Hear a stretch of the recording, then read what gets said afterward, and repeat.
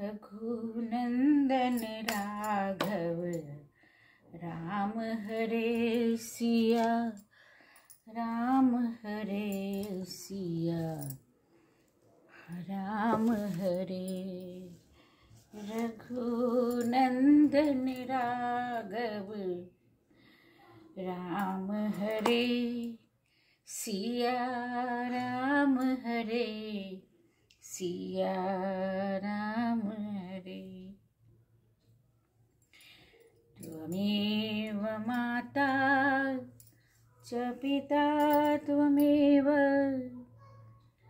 त्वमेव बन्धु च सखा त्वमेव, त्वमेव विद्या द्रविणं त्वमेव, त्वमेव सर्वं मम देव देव।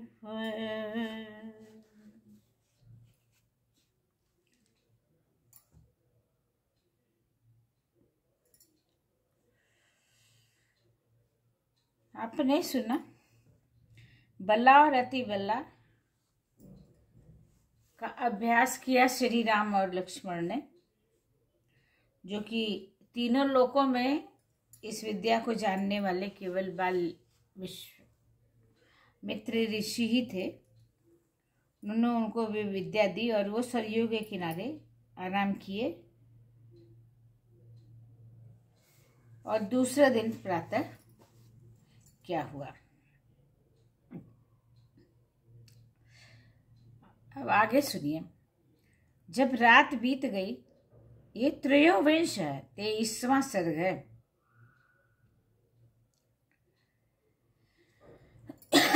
जो सरयू नदी के तट पर रात्रि में विश्राम किया और दूसरे दिन ठहरे। तो उन लोगों ने में क्या वार्तालाप हुई, क्या बातचीत हुई, ये वाल्मीकि जी ने बड़ा सुंदर वर्णन किया। जब रात बीती और प्रभात हुआ, तब महामुनि विश्वामित्र ने तिनके को और पत्तों के बिछौने पर सोए हुए उन दोनों ककुत्सवंशी राजकुमारों से कहा, नरश्रेष्ठ राम, तुम जैसे पुत्र को पाकर महारानी कौशल्या सुपुत्र जननी कही जाती हैं। यह देखो प्रातः काल की संध्या का समय हो रहा है। उठो और प्रतिदिन किए जाने वाले देव संबंधी कार्यों को पूरा करो। महर्षि का यह परम उदार वचन सुनकर उन दोनों नरश्रेष्ठ वीरों ने स्नान करके देवताओं का तर्पण किया और फिर वे परम उत्तम जपनीय मंत्र गायत्री का जप करने लगे।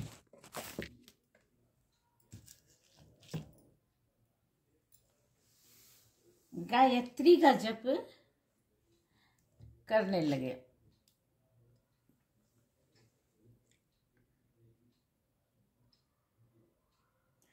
नित्य कर्म समाप्त करके महापराक्रमी श्री राम और लक्ष्मण अत्यंत प्रसन्न हो तपोधन विश्वामित्र को प्रणाम करके वहां से आगे जाने को उद्यत हो गए।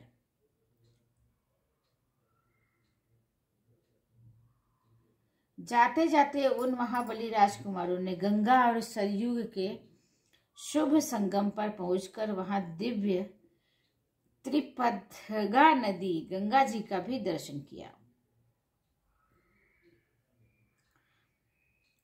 और वहीं महर्षियों का पवित्र आश्रम था, जहां वे कई हजार वर्षों से तपस्या कर रहे थे। उस पवित्र आश्रम को देखकर रघुकुल नंदन और श्री राम और लक्ष्मण बड़े प्रसन्न हुए। उन्होंने महात्मा विश्वामित्र से यह बात कही, भगवान, यह किसका पवित्र आश्रम है और इसमें कौन पुरुष निवास करता है? यह हम दोनों को सुनना चाहते हैं। इसके लिए हमारे मन में बड़ी उत्कंठा है। उन दोनों का यह वचन सुनकर मुनि श्रेष्ठ विश्वामित्र हंसते हुए बोले, श्री राम, यह आश्रम पहले जिसके अधिकार में रहा है उसका परिचय देता हूं, सुनो। विद्वान पुरुष जिसे काम कहते हैं, वह कंदर्प पूर्व काल में मूर्तिमान था।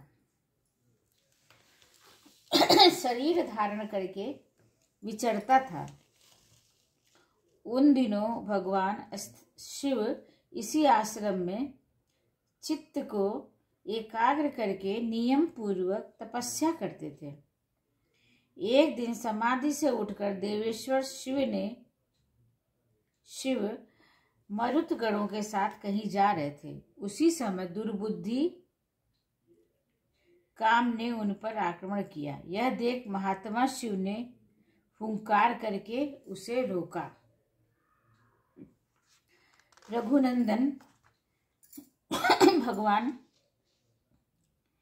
रुद्र ने रोष भरी दृष्टि से अवहेलना पूर्वक उसकी ओर देखा। फिर तो उस दुर्बुद्धि के सारे अंग उसके शरीर से जीर्ण शीर्ण होकर गिर गए।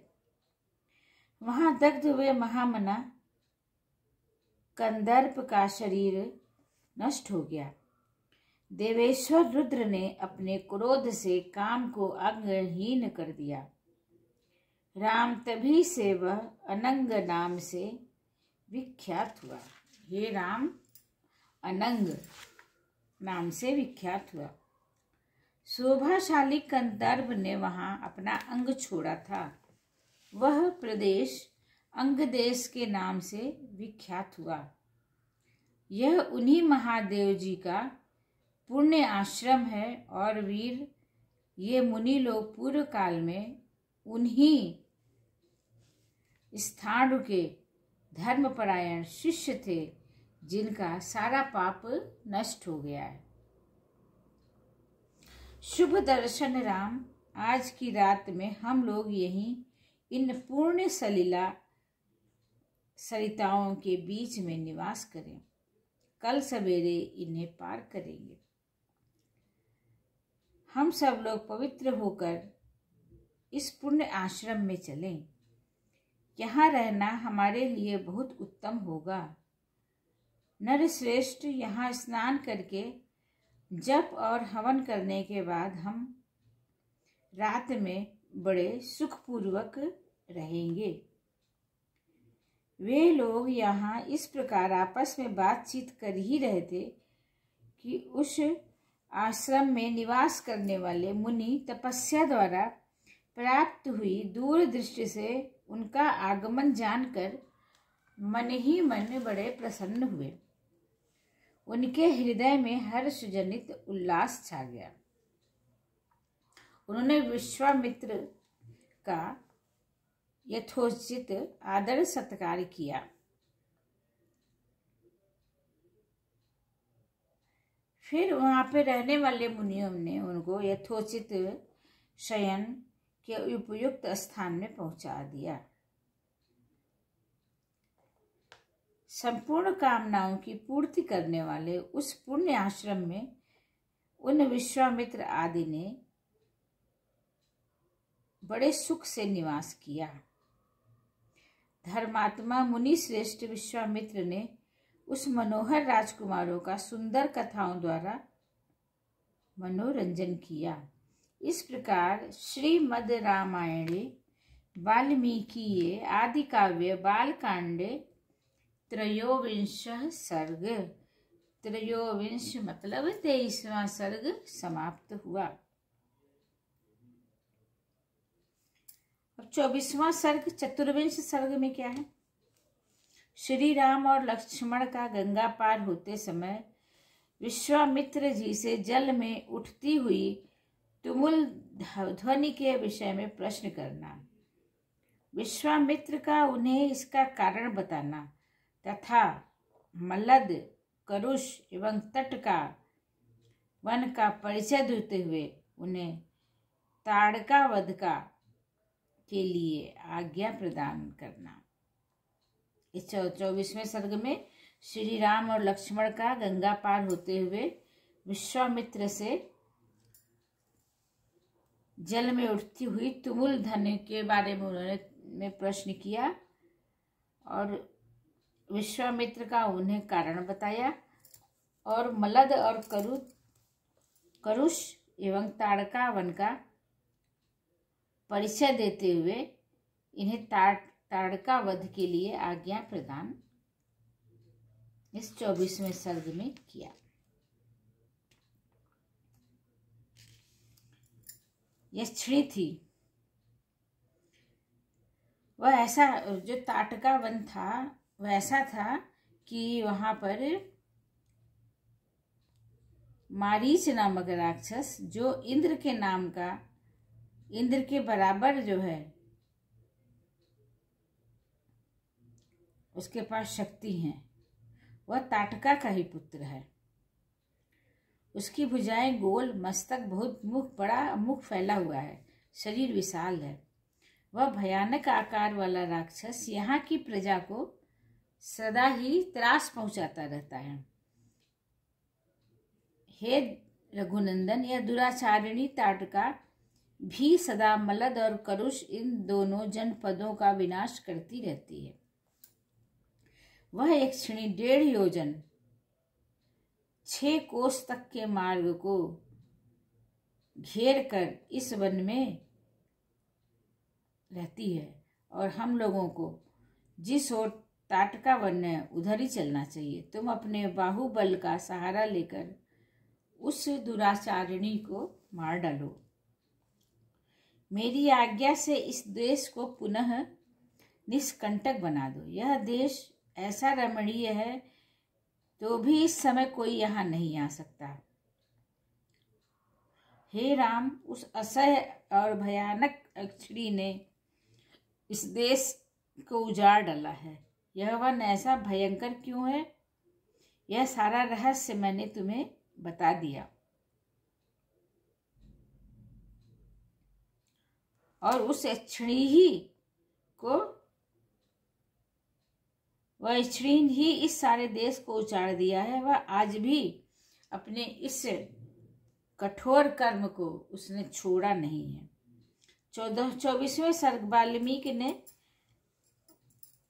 द्वारा लिखित आदि काव्य में बालकांड का 24वें सर्ग में बस इतना ही है।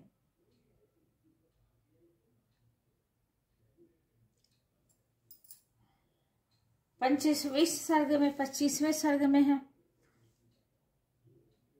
जब श्री राम ने पूछा कि विश्वामित्र के जिसे कि उनसे की ताटका की उत्पत्ति, विवाह एवं शाप आदि का प्रसंग सुनाकर उन्हें ताटका वध के लिए प्रेरित किया कि ताटका की उत्पत्ति क्यों हुई।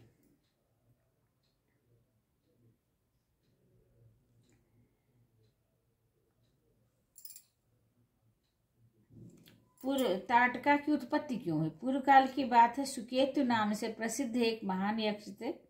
वे बड़े पराक्रमी और सदाचारी थे, परंतु उन्हें कोई संतान नहीं थी। उन्होंने बड़ी भारी तपस्या की।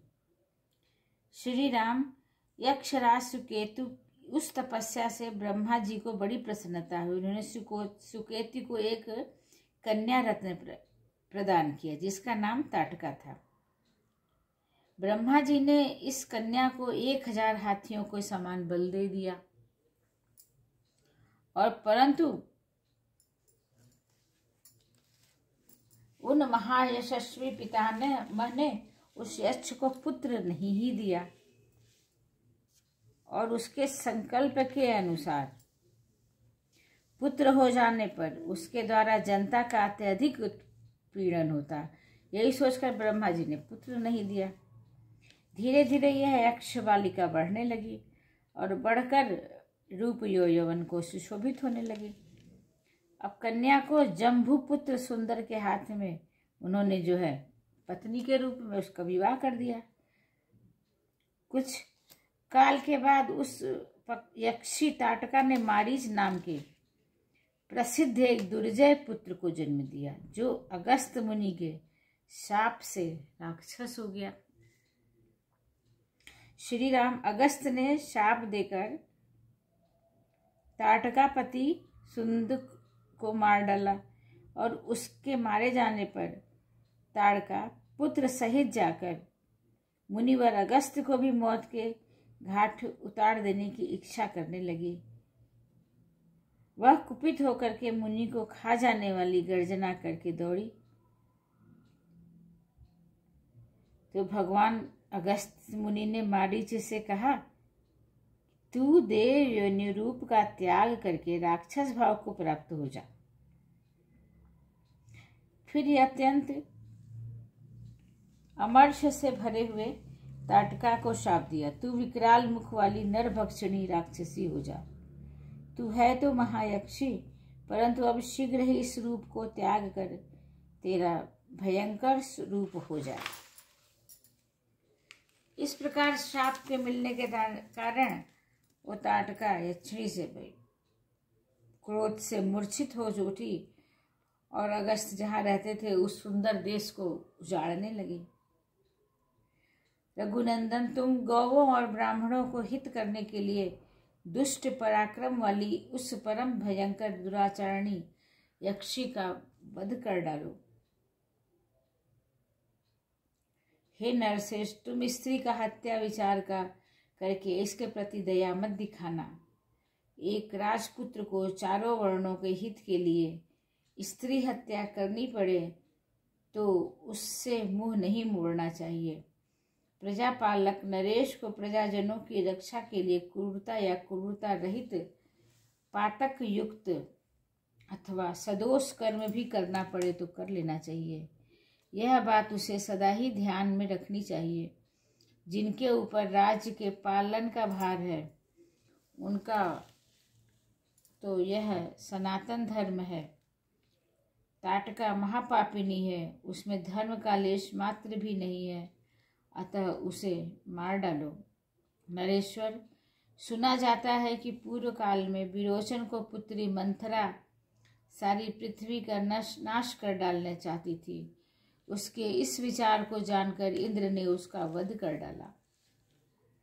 श्री राम प्राचीन काल में शुक्राचार्य की माता तथा भृगु की पतिव्रता पत्नी त्रिभुवन को इंद्र से शून्य कर देना चाहती थी। यह जानकर भगवान विष्णु ने उसको मार डाला। इन्होंने तथा अन्य बहुत से महामनस्वी पुरुष और राजकुमारों ने पापचारिणी स्त्रियों का वध किया है। नरेश्वर, अतः तुम मेरी आज्ञा से दया अथवा घृणा को त्याग कर इस राक्षसी को मार डालो। इत्यार्षे श्रीमद् रामायणे वाल्मीकि आदि काव्ये बालकांडे 25 सर्ग पूरा हुआ। त्वमेव माता च पिता त्वमेव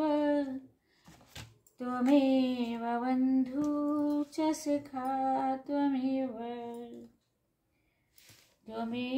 विद्या द्रविणं त्वमेव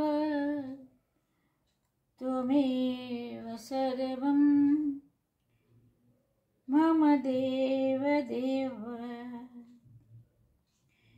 तुम अनाथ के नाथ गोसाई, दीनन के हो सदा साई। निस दिन ध्यान धरे जो कोई, तासम भक्त और नहीं कोई। श्री रघुबीर भक्त हितकारी, सुन लीजय प्रभु अरज हमारी। सुन लीजय प्रभु अरज हमारी।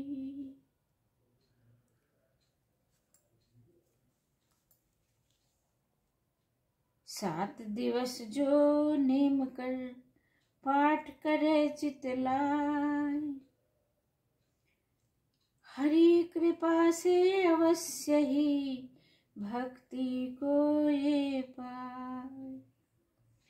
राम चालीसा जो पढ़े राम चरण चित लाय। जो इच्छा मन में करे सकल सिद्ध हो जाए। सकल सिद्ध हो जाए।